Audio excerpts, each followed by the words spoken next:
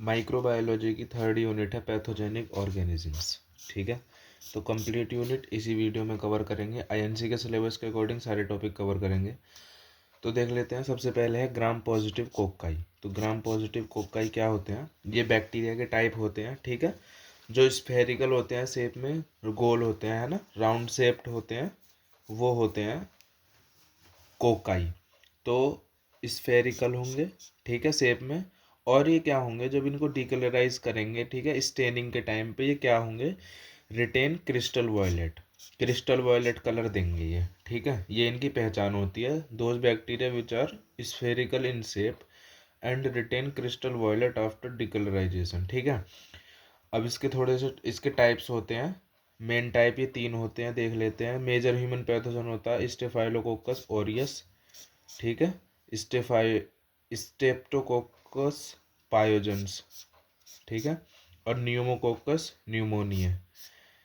ये तीनों gram positive कोक्काई होते हैं। ठीक है, इनके थ्रू जो डिसीज़ होती है वो देख लेते हैं। इनके थ्रू कौन कौन से डिसीज़ हो जाती हैं?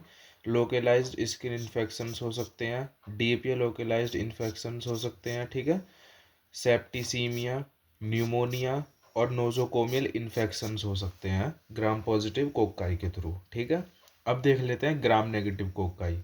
होंगे तो स्फेरिकल शेप्ड ही, लेकिन जब ये इनको डीकलराइज किया जाएगा, यानी कि स्टेनिंग के टाइम पे, क्या होगा? Do not retain crystal violet.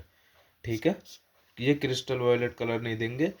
ये कैसे अपीयर होंगे? पिंक या रेड कलर के अपीयर होंगे। तो वो कौन से होंगे? Gram negative. ग्राम पॉजिटिव कैसे अपीयर होंगे? Crystal violet. और ग्राम नेगेटिव अपीयर होंगे पिंक या रेड कलर के। ठीक है, इसके एग्जाम्पल देख लेते हैं। नाइसेरिया गोनोरिया, ठीक है, ये ग्राम नेगेटिव कोक्काई का एग्जाम्पल है। कौन सी डिसीज कॉज करता है? गोनोरिया। ठीक है, नाइसेरिया मेनिंजाइटिस डिसीज कॉज करता है, नाइसेरिया मेनिनजाइटिडीज।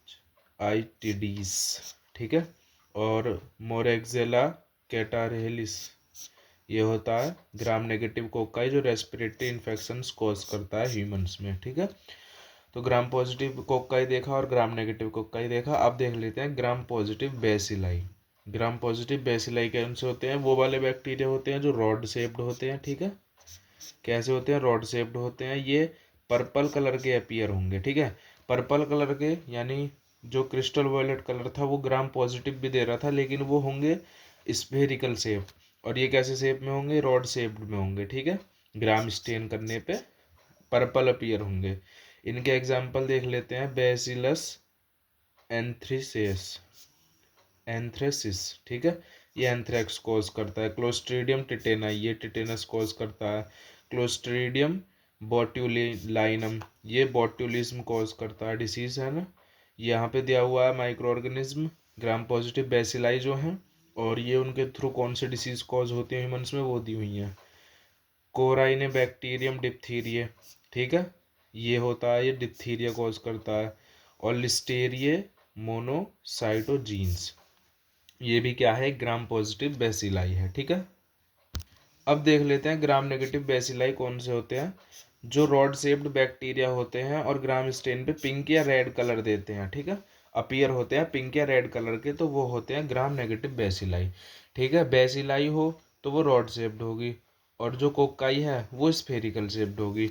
जो नेगेटिव है वो अपीयर होगी पिंक या रेड, और जो पॉजिटिव है बेसिलाई या कोक्काई, वो क्रिस्टल वॉयलेट पर्पल अपीयर होगी। ठीक है, इसके एग्जाम्पल होते हैं ईस्चेरिचिया ई कोलाई जो होती है, ईस्चेरिचिया कोलाई, है ना, साल्मोनेला टाइफी, ये टाइफाइड कॉज करता है। सिजेला होता है, ये डाइसेंट्री कॉज करता है। ठीक है, क्लेप्सियला, स्यूडोमोनास, और ये गिनोसा और प्रोटियस। ठीक है, ये ग्राम नेगेटिव बेसिलाई होते हैं।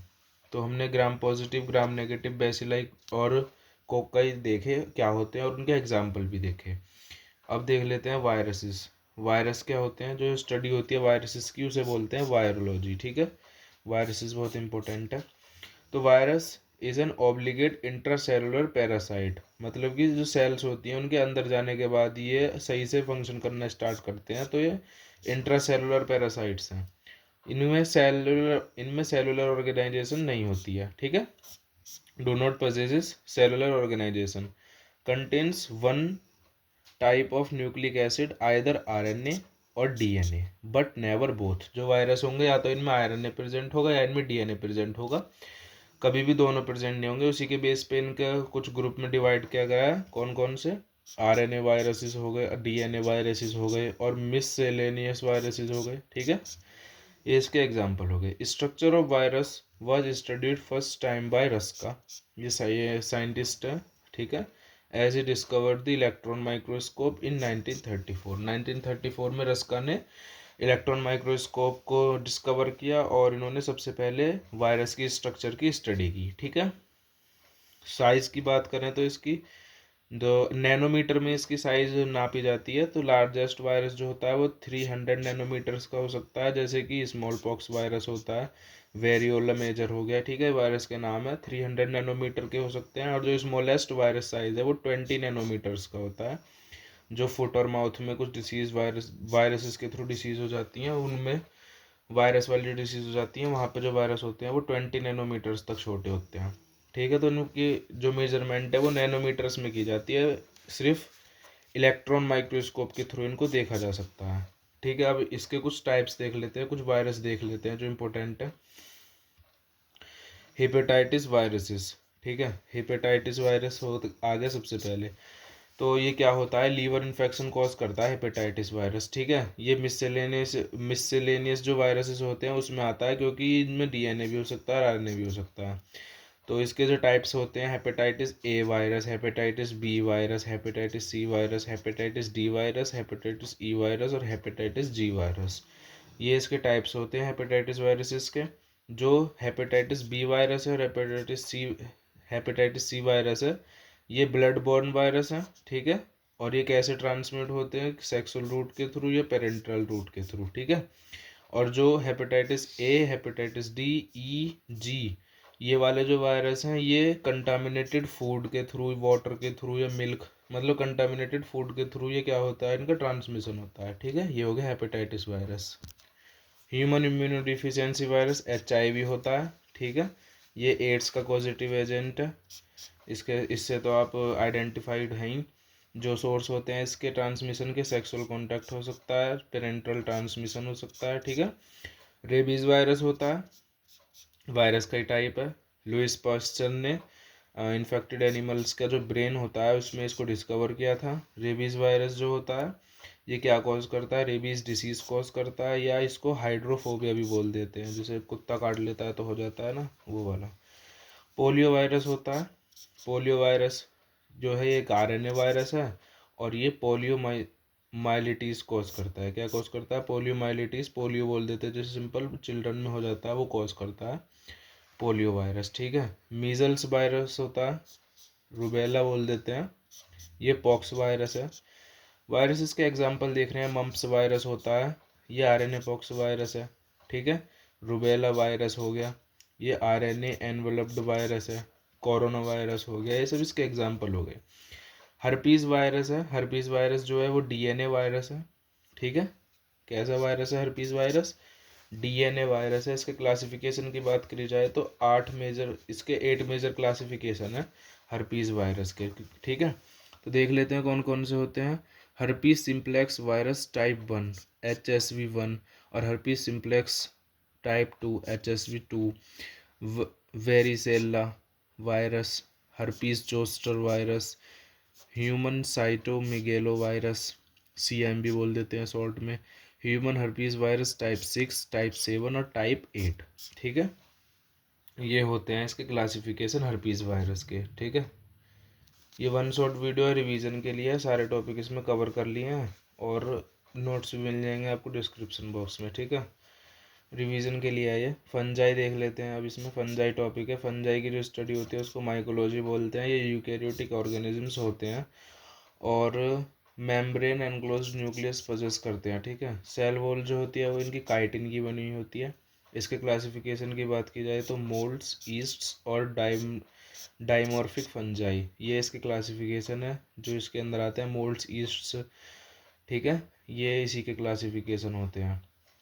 कॉमन फंगल इन्फेक्शन देख लेते हैं जिसको माइकोसिस बोलते हैं। माइकोसिस का मतलब होता है जो फंजाई जो होती है, फंगस जो होती है, इसके थ्रू जो इन्फेक्शंस हो जाते हैं एनिमल्स में, उसकी बात कर रहे हैं। तो सबसे पहले होता है सुपरफिशियल माइकोसिस। सुपरफिशियल माइकोसिस होता है जो स्किन को, हेयर्स को, नेल्स को, सिर्फ इनको अफेक्ट करता है, ठीक है, जैसे रिंग वॉर्म होता है, ठीक है। नेक्स्ट है सबक्यूटेनियस माइकोसिस। सबक्यूटेनियस माइकोसिस जो होता है ये डीपर स्किन लेयर्स को, जो अंदर वाली स्किन की लेयर होती है उनको अफेक्ट करता है, जैसे स्पोरोट्राइकोसिस, ठीक है, जैसे रिंग वॉर्म होता है पर वो स्किन के सुपरफिशियल ऊपर ऊपर होता है, लेकिन जो स्पोरोट्राइकोसिस है ये डीपर स्किन लेयर्स को अफेक्ट करता है। सिस्टेमिक माइकोसिस होता है, ये क्या करता है, ये इंटरनल ऑर्गन्स को अफेक्ट करता है, जैसे हिस्टोप्लाज्मोसिस, ठीक है। ऑपरचुनिस्टिक माइकोसिस होता है, ये क्या करता है, जो इम्यूनो कॉम्प्रोमाइज पेशेंट्स होते हैं उनको जो माइकोसिस कॉज हो जाती है, यानी कोई फंगल इन्फेक्शन हो जाता है तो उसको बोलते हैं, ठीक है। इसका एग्जाम्पल हो जाएगा कैंडिडा एस्परजिलस, ठीक है। पैरासाइट्स, ये भी आपका टॉपिक है। मेडिकल पैरासाइटोलॉजी होती है जिसमें जो डिसीज कॉज करने वाले पैरासाइट्स हैं उनकी स्टडी की जाती है, ठीक है।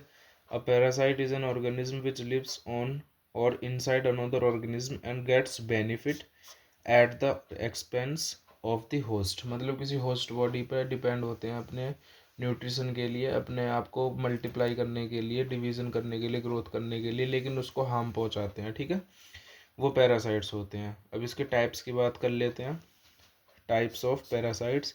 तो प्रोटोजोआ आते हैं सबसे पहले, सिंगल सेल्ड होते हैं, ठीक है, माइक्रोस्कोपिक होते हैं और मल्टीप्लाई करते हैं होस्ट के अंदर। कौन से डिसीज कॉज करते हैं और कौन से पैरासाइट होते हैं, जैसे प्लाज्मोडियम है, ठीक है, ये क्या है, प्रोटोजोअन है और ये मलेरिया कॉज करता है। एंटमीबा हिस्टोलिटिका, ये एमीबियोसिस कॉज कर देता है ह्यूमंस में, ठीक है। और देख लेते हैं, हेलमिंथ्स होते हैं पैरासाइट्स, इनको वॉर्म्स बोल देते हैं, ये मल्टी सेलुलर वॉर्म्स होते हैं, ठीक है। ये 3 तरीके के होते हैं, निमेटोड्स, सेस्टोड्स और ट्रेमाटोड्स। जो निमेटोड्स होते हैं राउंड वॉर्म्स होते हैं, जैसे कि एस्केरियसिस कॉज करता है, एस्केरिस लुम्ब्रिकोइड्स, लुम्ब्रिकोइड्स, तो ये क्या है, ये निमेटोड है। विचेरेरिया बैंक्रॉफ्टाई, विचेरिया बैंक्रॉफ्टाई क्या है, निमेटोड है, राउंड वर्म है, ये फाइलेरियसिस कॉज करता है, जिसे हाथी पाँव बोल देते हैं हिंदी में, ठीक है। सिस्टोड्स होते हैं, टैप वर्म्स होते हैं, ये क्या करते हैं, ये भी डिसीज कॉज करते हैं, जैसे एक्इनोकोकस हो गया, ये हाइड्रेटेड डिसीज कॉज करता है, ठीक है। और फ्लूक्स की बात की जाए, ट्रेमाटोड्स बोलते हैं इनको, ये लीवर फ्लूक डिसीज होती है, ठीक है। ये फेसियोला हिपेटिका ये कॉज करता है माइक्रो ऑर्गेनिज्म, फेसिक्योला हिपेटिका, ये क्या होता है, ये ट्रेमाटोड है, ठीक है, फ्लूक है। और देख लेते हैं पैरासाइट, जैसे कि एक्टोपैरासाइट्स बोलते हैं, ठीक है, ये क्या होते हैं, ये सरफेस पे होते हैं, बॉडी की सरफेस पे प्रेजेंट होते हैं वाले पैरासाइट, जैसे लाइस हो गया, फ्ले हो गया, ये लाइस क्या होती है, पेडिकुलोसिस कॉज करता है, फ्ले हो गया, ये प्लेग का ट्रांसमिशन करवाता है बॉडी में, ठीक है। मोड ऑफ ट्रांसमिशन की अगर बात की जाए कैसे होता है, तो कंटामिनेटेड फूड एंड वाटर के थ्रू हो सकता है, वेक्टर बाइट, मक्खी मच्छर काट ले उसकी वजह से हो सकता है, स्किन पेनिट्रेशन और पुअर हाइजीन मेंटेन करने की वजह से भी ऐसा हो सकता है कि पैरासाइट की वजह से कोई डिसीज कॉज हो जाए। रोडेंट्स और वेक्टर्स, ये भी इंपॉर्टेंट टॉपिक है, रोडेंट्स क्या होते हैं और वेक्टर्स क्या होते हैं, ठीक है, देख लेते हैं। रोडेंट्स क्या होते हैं, स्मॉल मैमल्स होते हैं, जैसे चूहा हो गया, चूहा, रैट्स, माइस, स्क्विरल्स, ठीक है, ये होते हैं जो ह्यूमन हैबिटेशन होते हैं, मतलब उनके घर वगैरह में जहाँ भी ह्यूमंस रहते हैं उनके आसपास ये भी रहते हैं। ये रिजर्वियर होते हैं इन्फेक्शन के, कैसे, क्योंकि इन्फेक्शन के कैरियर होते हैं, कॉज करवाते हैं। कंटामिनेट फूड एंड वाटर और फूड को कंटामिनेट कर देते हैं, जैसे रैट हो गया, उसका यूरिन है, फीसिस है, सलाइवा है, अगर वो फूड में चला जाए या वाटर में चला जाए तो वो कंटामिनेट हो सकता है और उसकी वजह से डिसीज कॉज हो सकती है। पोर्टल ऑफ एंट्री की बात की जाए, किसी इंजरी की वजह से कोई ब्रोकन स्किन है, मतलब किसी वजह से कोई ब्रोकन स्किन है, वहाँ पे अगर ये चीज़ें चली जाएँ, कंटामिनेटेड फूड या वाटर हो सकता है। म्यूकस मेम्ब्रेन हो गई, जीआई ट्रैक्ट हो गया, रेस्पिरेटरी ट्रैक्ट हो गया, इन सब के थ्रू क्या हो सकती है, एंट्री हो सकती है इन्फेक्शन की, ठीक है। कुछ देख लेते हैं रोडेंट्स के थ्रू कॉज होने वाले डिसीज़, ये 3 डिसीज़ हैं, तीनों रैट्स के थ्रू कॉज होती हैं, जैसे प्लेग हो गया, येरसीनिया पेस्टिस, ठीक है, ये माइक्रो ऑर्गेनिज्म है येरसीनिया पेस्टिस जो प्लेग कॉज करता है। और इसका कैरियर कौन है? रैट है, वो रोडेंट है, ठीक है। रेट वाइट वायरस होता है, rate white fever, sorry virus नहीं होता, रेड वाइट फीवर होता है जैसे स्टेप्टोबेसिलस मोनिलीफॉर्मिस, ठीक है।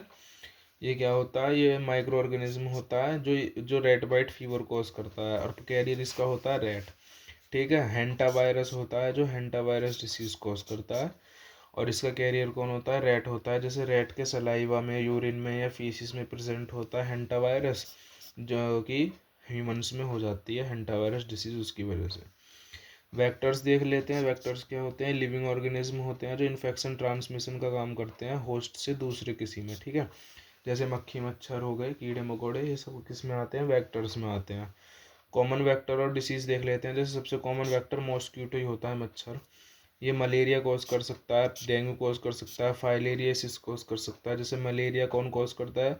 प्लाज्मोडियम। डेंगू कौन कौन कॉज करता है? Dengue virus. और फाइलेरियासिस कौन कॉज करता है? व्यूचेरिया बैंक्रॉफ्टाई। तो ये मॉस्क्यूटो क्या करेंगे? उनके लिए वेक्टर का काम करेंगे, कैरियर का काम करेंगे, ठीक है। सैंड फ्लाई होती है, काला आजार कॉज कर देती है। और कौन से माइक्रो ऑर्गेनिज्म की कैरियर होती है? लेइस्चेमेनिया डोनोवानी, ठीक है।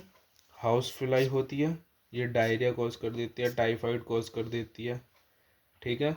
साल्मोनेला, ई कोलाई, ये माइक्रो ऑर्गेनिज्म होते हैं जिनकी कैरियर होती है हाउस फ्लाई और डायरिया और टाइफाइड कॉज करती है, ठीक है। फिले होते हैं जो प्लेग कॉज करते हैं।